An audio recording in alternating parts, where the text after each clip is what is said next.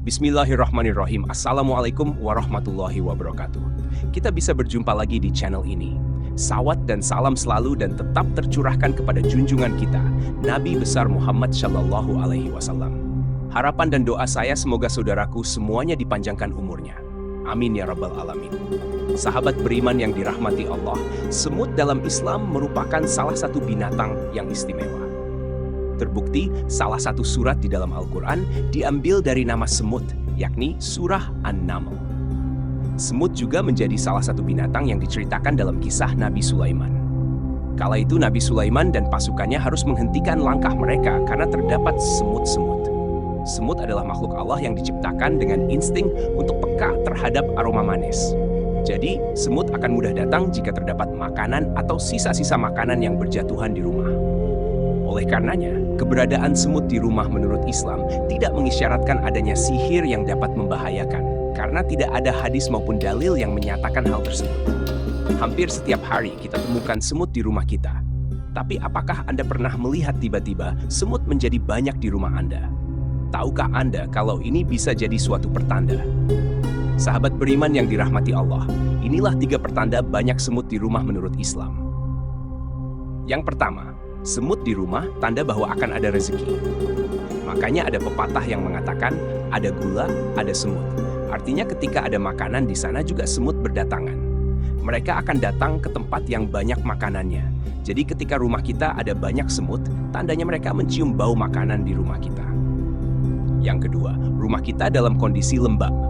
Tanda berikutnya yaitu ketika banyak semut di rumah, artinya rumah kita dalam kondisi yang lembab dan kurang sirkulasi udara. Karena semut itu suka pada tempat yang lembab, dan mereka akan menjadikan tempat lembab tersebut sebagai rumah untuk berkembang. Lantas, bagaimana cara mengatasinya? Sedangkan semut itu tidak boleh dibunuh, sahabat beriman. Ketika banyak semut di rumah, jangan langsung panik. Sebab dalam Islam kita memang tidak diperbolehkan untuk membunuh semut. Akan tetapi, kalau sekadar mengusirnya, boleh-boleh saja. Berikut ini beberapa cara yang bisa kita lakukan di rumah. Yang pertama, taburkan tepung di sekitar area tempat semut berkumpul. Dengan begitu, mereka akan sulit untuk melewatinya. Yang kedua, siapkan air lemon dan gunakan untuk menyemprot area yang banyak semutnya. Semut cenderung menghindari bau asam dari lemon. Yang ketiga, pakai produk kapur khusus untuk mengusir semut, bukan untuk membunuh. Yang keempat, menaburkan lada dengan air, kemudian semprotkan di area dapur, jendela, atau pintu tempat masuknya semut. Yang kelima, taburkan bubuk kayu manis karena semut kurang menyukai aroma dari kayu manis. Yang keenam, bersihkan atau rapikan makanan-makanan yang disukai semut agar tidak menjadi incaran dan titik berkumpulnya semut. Yang ketujuh, selalu bersihkan perabotan rumah, terutama dari tetesan air dan bekas cemilan untuk menghindari semut. Yang kedelapan, arahkan semut ke alam bebas supaya mereka tetap bisa hidup. Sahabat beriman yang dirahmati Allah, itulah beberapa penjelasan mengenai makna sesungguhnya bila ada banyak semut di rumah menurut Islam. Jadi, tidak usah khawatir atau takut akan terjadi hal yang berbahaya. Percayalah kepada Allah Subhanahu wa Ta'ala dan terus lakukan kebaikan. Demikian yang bisa saya bagikan. Bismillahirrahmanirrahim. Assalamualaikum warahmatullahi wabarakatuh. Syukur alhamdulillah kita bisa berjumpa lagi di channel ini. Harapan dan doa saya, semoga saudaraku semuanya selalu diberikan kesehatan, dilapangkan rezekinya, diampuni dosa-dosanya, dan dipanjangkan umurnya. Amin ya rabbal alamin. Sahabat beriman yang dirahmati Allah, banyak orang yang tidak menyadari bahwa Al-Quran membahas mengenai usia 40 tahun. Hal ini sebagai pertanda bahwa ada hal yang perlu diperhatikan dengan serius pada pembahasan usia 40 tahun ini. Allah Subhanahu wa Ta'ala berfirman, apabila dia telah dewasa dan umurnya sampai 40 tahun, ia berdoa, ya Tuhanku, tunjukilah aku untuk mensyukuri nikmat-Mu yang telah Engkau berikan kepadaku dan kepada orang tuaku, dan supaya aku dapat berbuat amal yang saleh yang Engkau ridhoi. Berilah kebaikan kepadaku dengan memberi kebaikan kepada anak cucuku. Sesungguhnya aku bertaubat kepadamu, dan sesungguhnya aku termasuk orang-orang muslim. Quran Surah Al-Ahqaf ayat 19. Usia 40 tahun disebutkan dengan jelas dalam ayat ini. Pada usia inilah manusia mencapai puncak kehidupan, baik dari segi fisik, intelektual, emosi, maupun spiritualnya. Ia benar-benar telah meninggalkan usia mudanya dan melangkah ke usia dewasa yang sebenar-benarnya. Doa yang terdapat dalam ayat tersebut dianjurkan untuk dibaca oleh mereka yang berusia 40 tahun atau lebih, yang di dalamnya terkandung penjelasan yang jelas bahwa mereka telah menerima nikmat yang sempurna, kecenderungan untuk beramal yang positif, dalam mempunyai keluarga yang harmonis, kecenderungan untuk bertaubat, dan kembali kepada Allah Subhanahu wa Ta'ala.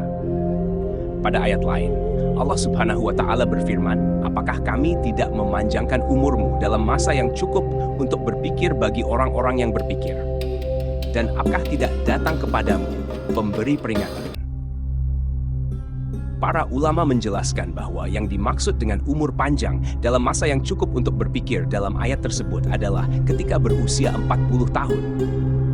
Imam Ibnu Katsir menjelaskan bahwa ayat tersebut memberikan petunjuk bahwa manusia apabila menjelang usia 40 tahun hendaklah memperbaharui taubat dan kembali kepada Allah dengan bersungguh-sungguh. Apabila hal itu berlaku menjelang usia 40 tahun, maka Allah memberikan janjinya dalam ayat setelahnya, yaitu kematangan usia 40 tahun adalah usia matang bagi kita untuk bersungguh-sungguh dalam hidup, mengumpulkan pengalaman, menajamkan hikmah dan kebijaksanaan, serta membuang kejahilan. Ketika usia muda lebih berhati-hati melihat sesuatu dengan hikmah dan penuh penelitian, maka tidak heran tokoh-tokoh pemimpin muncul secara matang pada usia ini. Bahkan lebih, Nabi Muhammad SAW pun demikian, sebagaimana yang disebutkan oleh Ibnu Abbas bahwa diutusnya Rasulullah yaitu pada usia 40 tahun. Nabi Muhammad SAW diutus menjadi nabi tepat pada usia 40 tahun. Begitu pula dengan nabi-nabi yang lain, kecuali Nabi Isa alaihissalam dan Nabi Yahya alaihissalam. Mayoritas negara juga mensyaratkan bagi calon-calon yang akan menduduki jabatan-jabatan elit seperti kepala negara harus setelah berusia 40 tahun. Masyarakat pun mengakui bahwa mantapnya prestasi seseorang tatkala orang tersebut telah berusia 40 tahun.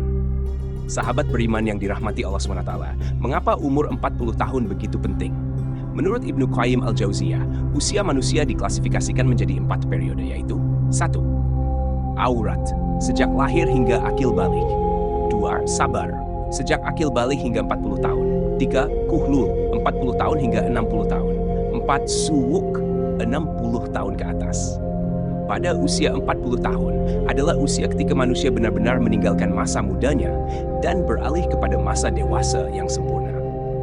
Kenyataan yang paling menarik pada usia 40 tahun ini adalah meningkatkan minat seseorang terhadap agamanya yang semasa mudanya jauh sekali dengan agamanya, baik dengan menjalankan kewajiban salat tepat waktunya, dengan berjamaah dan tepat waktu, memperbanyak sedekah, menutup auratnya, atau dengan mengikuti kajian-kajian keagamaan. Seolah-olah di usia ini merupakan momentum kembalinya manusia kepada fitrahnya. Namun, jika ada orang yang telah mencapai usia ini, akan tetapi tidak ada minat terhadap agamanya, maka hal ini sebagai pertanda yang buruk dari kesudahan umurnya di dunia. Salah satu keistimewaan usia 40 tahun tercermin dari sabda Rasulullah Shallallahu Alaihi Wasallam. Seorang hamba muslim apabila usianya mencapai 40 tahun, Allah akan meringankan hisabnya atau perhitungan amalnya. Hadis riwayat Ahmad. Hadis ini menyebutkan bahwa usia 40 tahun merupakan titik awal seseorang memiliki komitmen terhadap penghambaan kepada Allah Subhanahu wa Ta'ala, sekaligus konsisten terhadap Islam, sehingga Allah Subhanahu wa Ta'ala pun akan meringankan hisabnya. Inilah keistimewaan orang yang mencapai usia 40 tahun. Namun, usia 40 tahun merupakan saat di mana orang harus berhati-hati. Ibarat waktu, orang yang berumur 40 tahun mungkin sudah masuk waktu senja. Abdullah bin Abbas mengatakan, barang siapa mencapai usia 40 tahun dan amal kebajikannya tidak mantap serta tidak dapat menyalahkan amal keburukannya, maka hendaklah ia bersiap-siap ke neraka. Imam Asy-Syafi'i tak kalah mencapai usia 40 tahun. Beliau berjalan sambil memakai tongkat.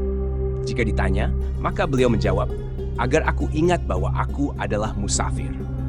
Demi Allah, aku melihat diriku sekarang ini seperti seekor burung yang dipenjara di dalam sangkar.